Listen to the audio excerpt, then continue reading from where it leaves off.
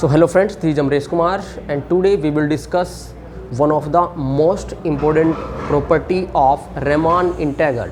तो आज बेटा इस वीडियो में हम करने वाले हैं प्रॉपर्टीज़ ऑफ Riemann इंटीग्रल। अगर आपको कोई भी दो बाउंडेड और इंटीग्रेबल फंक्शंस दिए हुए हैं, f और g दोनों के दोनों बाउंडेड फंक्शन हैं और इंटीग्रेबल से मतलब यहाँ पे Riemann इंटीग्रल फंक्शन दिए हुए हैं आपको क्लोज्ड इंटरवल a b के ऊपर, और ये कह रहा है कि सच दैट कि उन फंक्शंस में क्या रिलेशन है कि f जो है वो हमेशा g से क्या है, छोटा है, या तो इक्वल है, इक्वल हो सकते हैं, नहीं तो f जो है हमेशा छोटा रहेगा किससे, g से, चाहे आप x कोई भी लें इस क्लोज्ड इंटरवल से। ठीक है, मतलब क्या है, f और g आपको बेटा बाउंडेड और इंटीग्रेबल दिए हुए हैं और एक फंक्शन दूसरे से छोटा है। अगर ऐसा दिया हुआ है तो इस केस में आपको ये प्रूव करके दिखाना है बेटा कि छोटे वाले फंक्शन का जो इंटीग्रेशन होगा वो बड़े वाले फंक्शन के इंटीग्रेशन से क्या रहेगा, छोटा भी रहेगा। मतलब अगर किन्हीं दो फंक्शंस में ये रिलेशन है कि एक फंक्शन दूसरे फंक्शन से छोटा है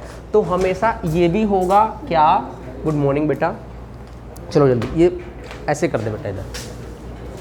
तो अगर f और g एक दूसरे से लेस हैं तो आपको यहाँ पे ये प्रूव करके दिखाना है कि उनका इंटीग्रेशन भी सेम रिजल्ट को होल्ड करेगा। मतलब f g से क्या है, छोटा है, तो f का इंटीग्रेशन जो है वो छोटा ही आएगा g के इंटीग्रेशन से। वैसे ये अच्छी प्रॉपर्टी भी है कि अगर आप सिंपली इसको किन्हीं दो डेफिनेट इंटीग्रेशन या इनडेफिनेट इंटीग्रेशन में अप्लाई करें और आपको ये पता हो कि एक फंक्शन दूसरे फंक्शन से छोटा है, तो आपसे अगर ये पूछ लिया जाए कि छोटे फंक्शन का इंटीग्रेशन और बड़े फंक्शन के इंटीग्रेशन में क्या रिलेशन होगा, तो आपको वहाँ से ये बताना चाहिए इस प्रॉपर्टी की हेल्प से कि बेटा छोटे फंक्शन का इंटीग्रेशन छोटा ही रहेगा, बड़े फंक्शन का इंटीग्रेशन जो है वो बड़ा रहेगा। ये प्रॉपर्टी आपकी इंटीग्रेशन में भी मेंटेन रहती है। क्लियर?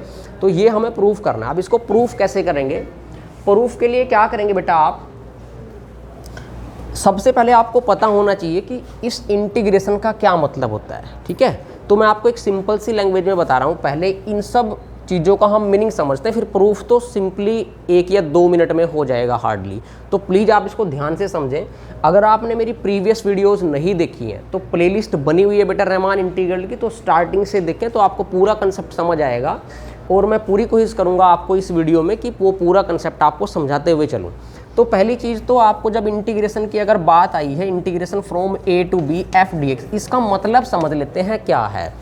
Riemann इंटीग्रेशन के अंदर Riemann जो है हमारे एक मैथमेटिशियन थे, तो उन्होंने एक इंटीग्रेशन पे अपनी कुछ इम्पोजिशन लगाई, कुछ कंडीशंस लगाई फंक्शंस के ऊपर कि फंक्शन अगर ये है तो उस फंक्शन को कब हम इंटीग्रेबल कहेंगे। तो उन्होंने अपना नाम दिया उसको Riemann इंटीग्रल। तो वो एक मैंने स्टार्टिंग में वीडियोज़ में सब कुछ डिटेल में बताया, प्लीज़ आप उनको जाके देख लें। और चैनल पर नए हैं तो प्लीज़ चैनल को सब्सक्राइब ज़रूर करें। तो बेटा मैं इंटीग्रेशन का मतलब बता देता हूँ कि integration a to b f dx अगर कहीं ये लिखा है तो कोई भी फंक्शन अगर ये वाला इंटीग्रल होल्ड करता है तो इसका मतलब क्या है। तो हम जनरली इसको फाइंड करने के लिए यहाँ पे हम क्या करते हैं, दो इंटीग्रेशन फाइंड करते हैं बेटा। एक तो होता है लोअर इंटीग्रेशन, अगर a के सफिक्स में ऐसे बार लगा हुआ है f dx, इसको बोला जाता है लोअर इंटीग्रल। और एक होता है आपका, अगर मैं b के ऊपर बार लगा दूं f dx, इसको बोला जाता है अपर इंटीग्रल। तो एक तो हम लोअर इंटीग्रल निकालते हैं, एक हम अपर इंटीग्रल निकालते हैं। वो बाद की बात है कि अपर इंटीग्रल क्या होता है बेटा आपका और लोअर इंटीग्रल क्या होता है। तो यहाँ पे ये दोनों निकालते हैं। जब आप कोई फंक्शन दिया होगा आपको, न्यूमेरिकल क्वेश्चन हम करते हैं, अगर ये दोनों इक्वल आ जाएं तो हम कह देते हैं कि फंक्शन जो है वो आपका Riemann इंटीग्रल है, Riemann इंटीग्रेबल है, या R इंटीग्रल हम कई बार लिख देते हैं अगर ये दोनों इक्वल हों। अब ये हम कैसे निकालते हैं वो बाद की बात है, अभी बताऊंगा मैं आपको।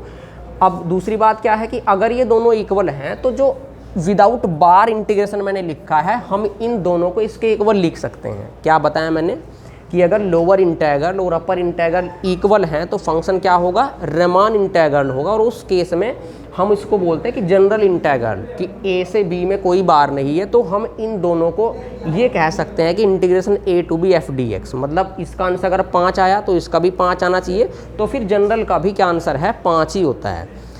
उसके बाद हम इनको फाइंड कैसे करते हैं, देखो बेटा अगर आपसे कोई पूछ ले कि बेटा कि लोअर इंटीग्रल कैसे फाइंड करते हैं, अब इस चैप्टर में जब आपको क्या दिया हुआ हो, फंक्शन दिया हुआ हो, किस क्लोज्ड इंटरवल पे डिफाइन है, वो सब दिया हुआ हो, तो ऐसे केस में देखो आपने एक चीज़ याद रखनी है कि जो लोअर इंटीग्रेशन होता है आपका, लोअर इंटीग्रल होता है एल से याद रखना। लोअर इंटीग्रल क्रैमिंग नहीं है, प्योर कंसेप्ट है, वो मैंने बताया भी हुआ प्रीवियस वीडियो, प्लीज़ इनको जाके देख लें आप। तो लोअर इंटीग्रेशन मतलब बेटा एल से स्टार्ट करें, तो पहली जो चीज़ होती है हमारे पास यहाँ रेमान इंटीग्रल वाले चैप्टर में, वो होता है L U B, least upper bound. L से स्टार्ट किया लोअर इंटीग्रल, एल से ही स्टार्ट हुआ, एल यू बी। अब एल यू बी किसका लेंगे आप, तो L U B L F P का ही लेना है आपने, L U B of L F P, जहाँ पे पी जो है बेटा वो कोई पार्टीशन होता है, पी इज, ये पार्टीशन है कोई भी, P is partition of closed interval A B, ऐसा होता है बेटा, ठीक है। तो मतलब क्या है इसका मैं बता देता हूँ आपको कि लोअर इंटीग्रल जहाँ पे भी लिखा हुआ है, लोअर इंटीग्रल की ये नोटेशन है, इसको फाइंड करना मतलब ये चीज़ निकालनी है आपने। पहले तो आप इसको बोलते हैं lower sum, L F P मतलब lower sum of F with respect to partition P. ये निकालने के बाद, एल एफ पी निकालने के बाद, अब चूंकि हमारा जो लोअर सम है बेटा वो पार्टीशन पे डिपेंड करता है कि partition close interval A B के कितने हैं। किसी भी क्लोज्ड इंटरवल के पार्टीशन एक से ज़्यादा हो सकते हैं, इनफाइनाइट पार्टीशन हो सकते हैं। पार्टीशन बोले तो जैसे कोई भी क्लोज इंटरवल, मैंने एग्जांपल के थ्रू समझाना है, अगर 4 से 6 कोई क्लोज इंटरवल है तो इसके पार्टीशन क्या होंगे भाई। देखो मैं इसका पार्टीशन मान लिया ये ले लेता हूँ कि भाई 4, 5 और 6। कोई बच्चा इसका पार्टीशन ये भी ले सकता है कि 4 से ही स्टार्ट करना है, बट उसके बीच में कुछ भी डाल सकते हैं आप, 4.1 और 6, किसी ने ये पार्टीशन ले लिया। कोई और बच्चा है, मान लिया विवेक जैसा शैतान सा, उसने कहा जी मैं तो ऐसा ले लेता हूँ 4, 4.1, 4.2 और फिर ये 6। फिर क्योंकि हमारी क्लास में 2 विवेक हैं तो दूसरे विवेक ने ये कहा कि मैं ये लूँगा जी 4, 4.9 और 5.9 और 6, ये ले लेगा वो पार्टीशन। फिर हमारी क्लास में बहुत सारे बच्चे हैं, वो तो डिफरेंट पार्टीशंस लेंगे, तो ये सभी पार्टीशंस हैं किसके, क्लोज्ड इंटरवल 4, 6 के। तो अगर इस पार्टीशन के ओवर काम करोगे तो लोअर सम अलग आएगा एफ का, इसके ओवर काम करोगे अलग आएगा, इसके ओवर काम करोगे अलग आएगा। तो आपको ये पता चला होगा यहाँ से कि बेटा किसी भी पार्टीशन के, किसी भी क्लोज्ड इंटरवल के कितने पार्टीशन हो सकते हैं, इनफाइनाइट पार्टीशन हो सकते हैं, क्योंकि हमें ये पता है कि 4 और 6 के बीच में इनफाइनाइटली रैशनल नंबर हैं as well as infinitely irrational number. तो 4, 6 के बीच में आप कितनी भी चॉइसेस ले सकते हैं, तो you are independent to choose the numbers between 4 और 6। तो बेटा यहाँ पे जब इनफाइनाइट पार्टीशन हुए तो ऐसे केस में फिर हम लोअर सम किसी भी पार्टीशन के ओवर निकाल सकते हैं। तो अब बाद में बताऊंगा आपको, मैंने वीडियो में प्रीवियस वाली में बताया हुआ है कि लोअर सम डिटेल में क्या होता है, बस मैं तो आपको जस्ट एक टच दे रहा हूँ यहाँ से ताकि आपको ये थोड़ा जल्दी समझ आ जाए। तो बेटा जब आप लोअर सम, बहुत सारे आंसर आएंगे हमारे, सपोज करो मेरे पास लोअर सम के जो आंसर्स हैं वो ये आए, सपोज जस्ट 2 और बेटा 3, 4, 5, 7, 6, ये लो 8 और ये आपका 12 and up to so on. ये मैंने फाइनल आंसर मान लिया थोड़ी देर के लिए कि 16। ये आंसर्स आए सपोज करो आपके लोअर सम के जो आंसर्स हैं वो ये आए अलग अलग पार्टीशन के ओवर। तो हमने ये सब आंसर्स लिख लिए, अब हमने क्या करना है, इसका LUB निकालना है, इस सेट का LUB निकालना है। तो किसी भी सेट का LUB क्या होता है, देखो LUB बोले तो लिस्ट अपर बाउंड। तो आप अभी L को भूल जाओ, लिस्ट को भूल जाओ, तो हम बात करते हैं पहले अपर बाउंड की कि इस सेट का अपर बाउंड क्या होगा। ठीक है, अपर बाउंड जैसे नाम से ही क्लियर है, अपर बाउंड से मतलब इसमें सबसे बड़ा नंबर कौन सा है इस सेट में। तो अपर बाउंड क्या होता है, ऐसा कोई भी नंबर, कोई भी नंबर की बात हो रही है, ऐसा कोई भी नंबर जो सेट के सभी एलिमेंट से क्या हो, बड़ा हो, वो होता है उस सेट का अपर बाउंड।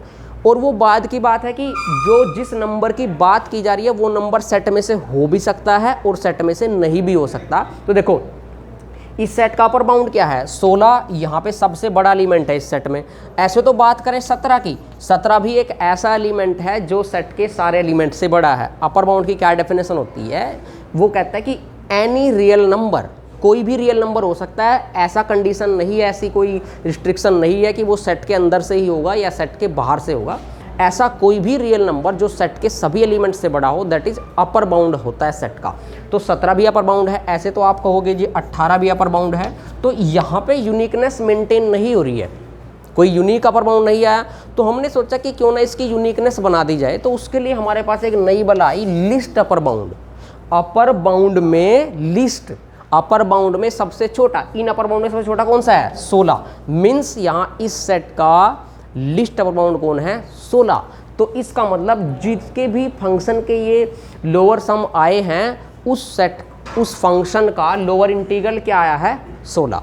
तो उस फंक्शन का क्या निकल गया? लोअर इंटीग्रल निकल गया। समझ आ रही है बात? सिमिलर वे में बिल्कुल जस्ट इसके ऑपोजिट केसेज में हम निकालते हैं बेटा अपर इंटीग्रेशन।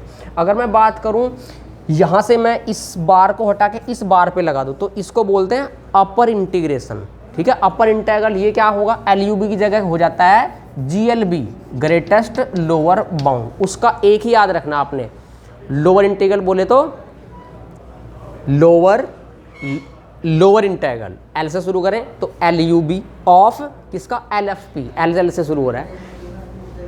अपर इंटीग्रेशन इसका उल्टा है क्या कि GLB ऑफ, यहां पे आ जाता है बेटा UFP, GLB ऑफ UFP होता है अपर सम। अपर सम निकाल के सारे उन सब का क्या लेना है? GLB बोले तो मतलब लोअर बाउंड, सारे लोअर बाउंड निकाल लो इस सेट के, उनमें सबसे ग्रेटेस्ट जो होगा वो क्या होगा? इसका GLB होगा। तो देखो यहाँ इस सेट के लोअर बाउंड कितने हैं? 2 भी इसका लोअर बाउंड है, 1 भी इसका लोअर बाउंड है, 0 भी इसका लोअर बाउंड है, -1 सभी नंबर क्या है? इसके लोअर बाउंड है। तो इन सभी लोअर बाउंड में जो ग्रेटेस्ट है वो है 2।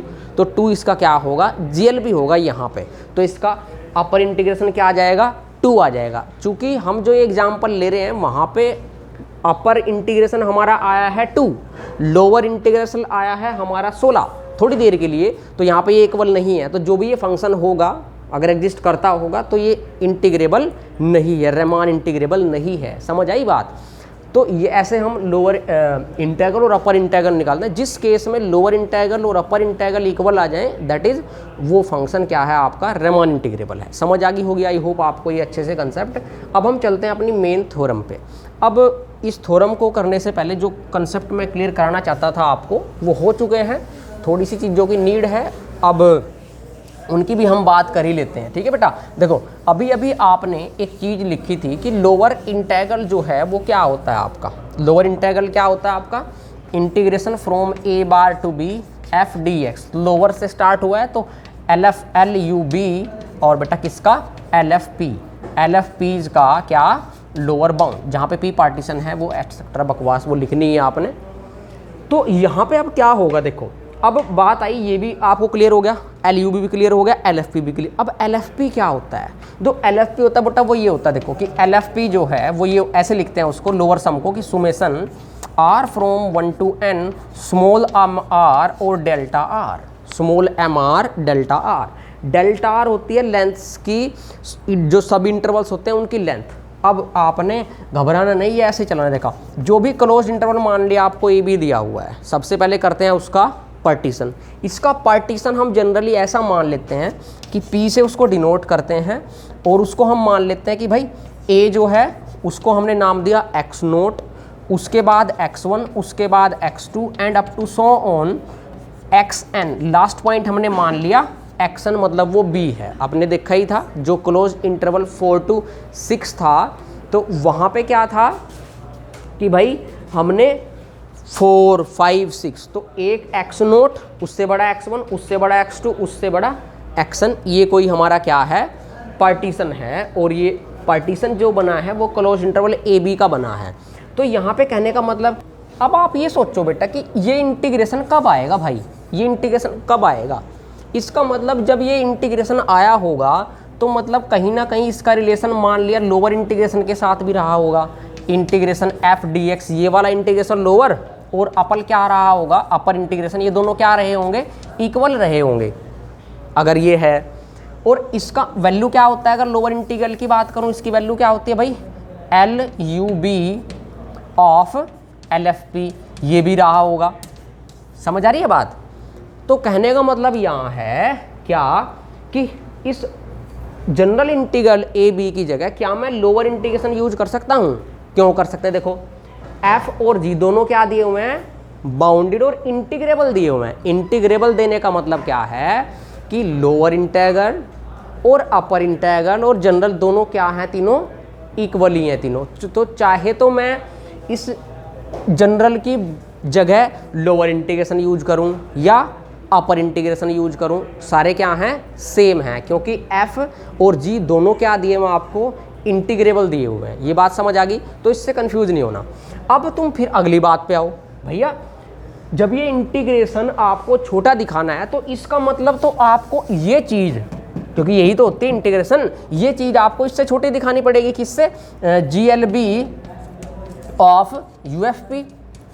भाई ये तो है आपका लोअर इंटीग्रेशन और ये है आपका अपर इंटीग्रेशन। अब आप देखो जरा, क्योंकि अपर इंटीग्रेशन लोअर इंटीग्रेशन है ही सेम, एफ का लोअर इंटीग्रल और एफ का अपर इंटीग्रल इक्वल है। क्यों? क्योंकि एफ इंटीग्रेबल दिया हुआ है। अब आपको सिंपली ये दिखाना पड़ेगा बेटा कि जो ये है इंटीग्रेशन एफ का और ये है जी का, तो मतलब आप ये दिखा दो सिंपली कि भाई जो LFP है ना, LFP वो क्या है? वो छोटा है किससे? LGP। भाई एफ का लोअर सम जी के लोअर सम से छोटा है, ये दिखा दो आप। तो इससे क्या हो जाएगा?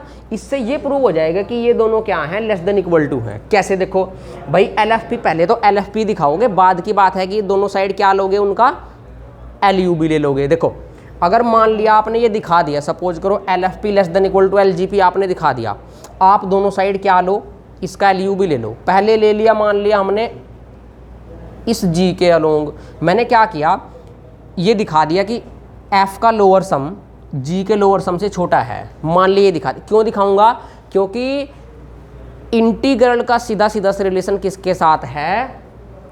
LFPs का LUB। तो पहले मैं दिखा देता हूं कि जो ये सेट LFPs का है उनमें हर टर्म F वाले की G वाले से छोटी है। ये बात समझे? अब मुझे इनका सबका LUB भी लेना है। मान लिया आपने LUB लिया, taking LUB on both side. पहले मैंने G का लिया, एक कर लेंगे एक बार, तो ये तो बन गया LFP। देखो ध्यान से देखना बेटा प्लीज, 1 मिनट में समझ आ जाए कंसेप्ट आपको। और ये हो गया यहाँ LUB ऑफ LGP, ये हो गया ये, ठीक है। अब ये चीज़ तो क्या बन गई बेटा? ये चीज़ तो क्या बन गई? ये चीज़ तो यार ये बन गई, ये तो सेम। देखो ध्यान से देखना प्लीज, समझ आ जाएगा। ये तो क्या है? ये तो लोअर इंटीग्रेशन है बेटा, लोअर इंटीग्रेशन जी का। समझ पा रहे हो आप ये बात? ये तो लोअर इंटीग्रेशन बन गई, जी का बन गई। अब आपको पता है जी इंटीग्रेबल है, चाहे लोअर लगाओ चाहे ना लगाओ, क्या फ़र्क पड़ता है? अब देखो ध्यान से, जैसे इसका LUB लिया जी का, ऐसे LUB ले लो एफ का, taking LUB of F with respect to P. तो ये क्या बन जाएगा? LUB ऑफ LFPs, इन सभी का क्या ले लिया? LUB ले लिया। ये integration as it is A से B और बेटा G dx। अब ये तो क्या बन गया भाई? LUB LFP क्या बनता है? ये F का इंटीग्रेशन बन गया यार, लोअर इंटीग्रेशन। तो ये बन गया A से B लोअर इंटीग्रेशन F का dx और less than equal to integration A से B G dx। अब आप लोअर लिखें या ना लिखें, क्योंकि F भी इंटीग्रेबल दिया हुआ है, तो इसका मतलब मैं यहाँ से, तो यही तो प्रूव करना था भाई आपको, कि ये नहीं प्रूव करना था? बताओ समझ आया कि नहीं ये कंसेप्ट? तो इतनी सी चीज़ थी, ये प्रूव करनी है आपको। समझ आ गई? अब इसको प्रूव कैसे करेंगे वो बात आती है। वैसे तो मैंने पूरा कंसेप्ट समझा ही दिया, अब इसको 2 मिनट में लिख देते हैं भाई। देखो अब ये सब चीज़ों के लिए ना बेटा आपको पहले पूरा कंसेप्ट मानना पड़ेगा। कैसे मानना पड़ेगा? आपको ये मानना पड़ेगा कि भाई चूँकि मैंने ये दोनों इंटीग्रेशन एक दूसरे से इस वे में लेस दिखाने हैं, तो मुझे LUB LFP की नीड पड़ी। LFP के लिए मुझे स्मॉल mr और डेल्टा r की नीड पड़ी। तो उन चीज़ों को मैंने कंसीडर करना है, बस डिफाइन करना है, कंसीडर करना है। तो जब भी कोई रहमान इंटीग्रल की थ्योरम आए, सबसे पहले हमने रट्टा मारा होता बच्चों ने, पर रट्टा मारने की नीड नहीं है, क्योंकि हमें उनकी रिक्वायरमेंट है यार, तभी उनको डिफाइन करते हैं। तो क्या क्या चीज़ पड़ेगी? देखो मैं लिखता हूँ, लेटस कंसीडर, देखना ध्यान से, आपको कभी ये भूलोगे नहीं। लेटस कंसीडर पार्टीशन, भाई पार्टीशन चाहिए ना आपको, पार्टीशन P चाहिए आपको। किसका? ये है पार्टीशन। कैसा बनाया था? देखो कि भाई A = x0 less than x1 less than x2 less than up to so on less than xn = B। किसका पार्टीशन है? B। ये क्या है? B। मैंने पार्टीशन ऐसे लिख दो, let us consider P equal to this, क्या है ये B पार्टीशन किसका है ये, of closed interval A B. भैया इसका पार्टीशन है ना क्लोज इंटरवल ए बी का, ये हमने लिख लिया, ये बनाना पड़ेगा। और क्या चाहिए आपको, और चाहिए आपको स्मॉल एम आर और कैपिटल एम आर, और एफ का भी चाहिए, जी का भी चाहिए, क्योंकि एफ के small M R capital M R अलग होंगे और जी के अलग होंगे। मान लिया आपने इस थ्योरम को स्मॉल एम आर की हेल्प से प्रूव किया, तो मैं ये मान लेता हूँ कि लेट स्मॉल एम आर, ठीक है, और मान लिया कैपिटल एम आर, ये तो है lower bound list upper bound, ये है GLB, ये तो है मान लिया एफ के, बी दी क्या है ये LUB, और ये बी दी LUB, और ये क्या है GLB and GLB of F, ये तो है F के किस वाले सब इंटरवल पे, ऑन इस वाले सब इंटरवल पे, RH सब इंटरवल XR-1 से XR पे।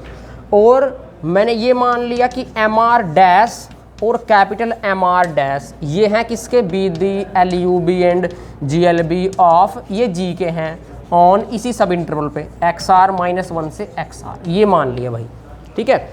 F के ये वाले हैं और G के ये वाले हैं। अब बस प्रूव हो गया। अब आप कैसे लिखेंगे, देखो मैंने लिखा नाउ, जो गिवन थिंग है उसका यूज करेंगे बेटा।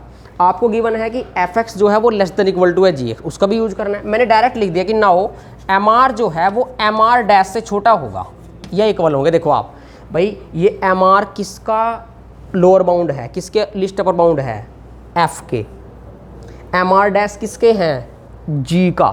तो जब f छोटा है तो छोटे फंक्शन का LUB तो छोटा ही रहेगा ना, और जो g है वो बड़ा फंक्शन है तो बड़े फंक्शन का LUB वो बड़ा रहेगा।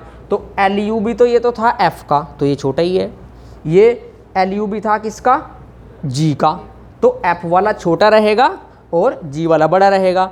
ऐसे ही सेम रिलेशन इनमें भी होगा कि कैपिटल MR और MR डैश, इनमें भी क्या है, इनमें भी सेम रिलेशन रहेगा कि जो g वाला है, क्योंकि g बड़ा है, g वाले का GLB वो बड़ा रहेगा और इस वाले का क्या रहेगा, छोटा रहेगा। समझ आ गई ये बात। अब आप एक चीज़ और देखें, यहाँ से एक बता रहा था आपको यहाँ पे कि मैंने डायरेक्ट लिख दिया ये कि MR क्या है, less than equal to MR dash है। कहाँ से लिखा मैंने ये, क्योंकि गिवन है आपको F जो है वो छोटा है बेटा और G बड़ा है, तो जो MR है इसको हम बोलते हैं ये ग्रेटेस्ट लोअर बाउंड।